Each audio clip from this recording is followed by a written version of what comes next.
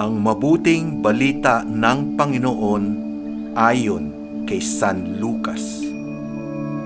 Noong panahong iyon, samantalang nanggigilalas ang mga tao sa lahat ng ginawa ni Jesus, sinabi niya sa kanyang mga alagad, "Tandaan ninyo itong sasabihin ko, ipagkakanulo ang anak ng tao." Ngunit hindi nila ito naunawaan, pagkat inilingid ito sa kanila. Nangangamba naman silang magtanong sa kanya kung ano ang ibig sabihin niyon. Ang mabuting balita ng Panginoon. Pinupuri ka namin, Panginoong Hesukristo. Ngunit hindi nila ito naunawaan, pagkat inilingid ito sa kanila. Hindi maiisip ng mga alagad na ang manliligtas ay ipagkakanulo, sapagkat ang pagkatalo ng pinuno ay ang pagkagapi rin ng sinasakupan.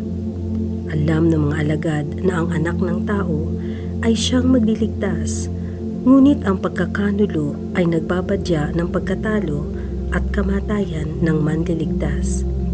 Hindi nauunawaan ng mga alagad na ang kamatayan ay tugatog ng pagsunod ni Jesus sa kalooban ng Ama, at ang pagsunod na ito ay tagumpay laban sa kasalanang mapagmataas.